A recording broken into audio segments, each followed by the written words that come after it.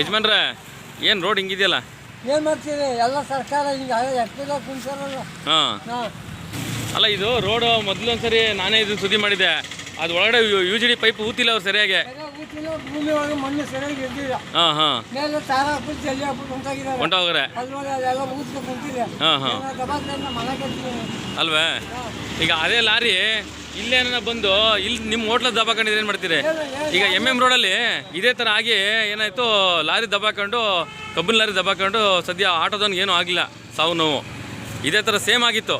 ಅಲ್ಲ ಇವ್ರಿಗೇನು ಬುದ್ಧಿ ಇದು ಮಾಡ್ತಾರೋ ಇಂಜಿನಿಯರ್ಗಳು? ಅವ್ನು ಯಾವನ್ ತಗೊಂಡವನು ಟೆಂಡರ್ ಅವನು ಆಯ್ತಾ? ಯಾರು ಕೊಟ್ಟರು ಇಂಜಿನಿಯರ್ ಕೆಲಸ ಇವ್ರಿಗೆ? ಹಾಂ,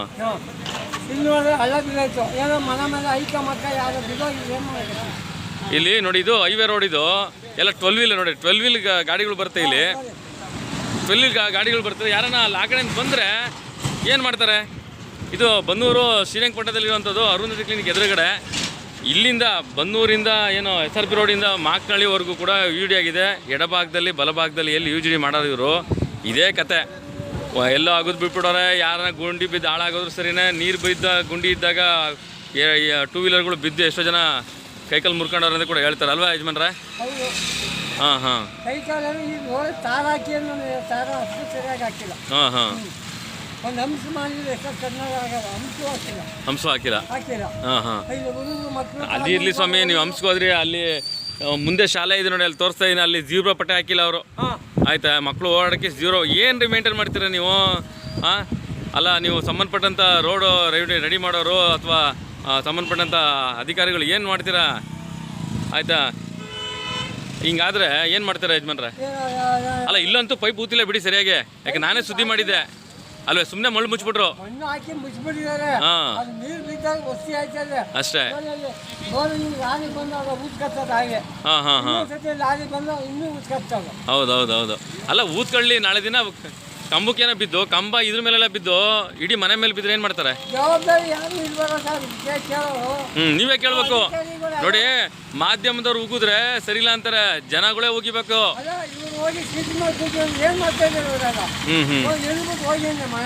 ಹಾಂ ಹಾಂ ಹಾಂ,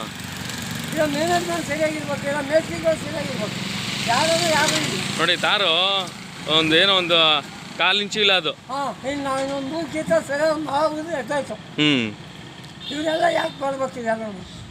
ಅಲ್ಲ ನೀವೇನು ಗೊತ್ತೇ, ಇಲ್ಲಿ ಜನಗಳು ಯಾವ ಥರ ಇರಬೇಕು ಅಂದರೆ, ಪ್ರತಿಯೊಬ್ಬರೂ ಸಂಬಂಧಪಟ್ಟ ಅಧಿಕಾರಿಗಳಿಗೆ RT ಫಾರಮ್ ತಗೋಬೇಕು. 10 ರೂಪಾಯಿ ಕೊಟ್ಟು ಪೋಸ್ಟ್ ಆಫೀಸ್ಗೆ ಹೋಗಿ RT ಫಾರಮ್ ಕೊಡಿ ಅಂತ ಕೇಳಿ.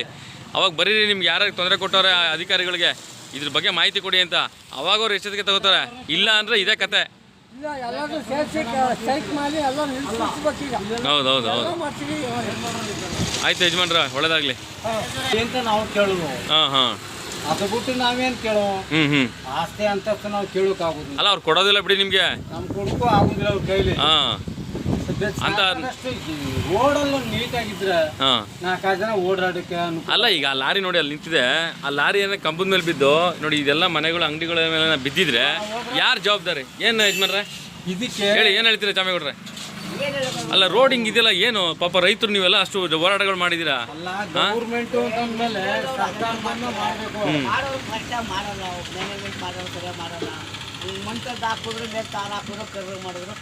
ಅಲ್ವಾ?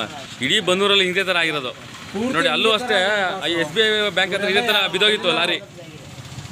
ರಾಜಕಾರಣ ವ್ಯಕ್ತಿಗಳೇ ಸರಿಯಿಲ್ಲ ಸ್ವಾಮಿ. ನೀವೇ ಓಟಾಗಿ ಗೆಲ್ಸಿದ್ನಲ್ಲ, ಯಾವ ಪಾಪಿ ಗುಂಡ ಮಕ್ಳಿಗೆ ಹಾಕೋದು, ಈಗ ನಾವೇ ಅನುಭವಿಸ್ಬೇಕಲ್ಲ ಅಂತ ಸನ್ನಿವೇಶ ಬರ್ತವೆ.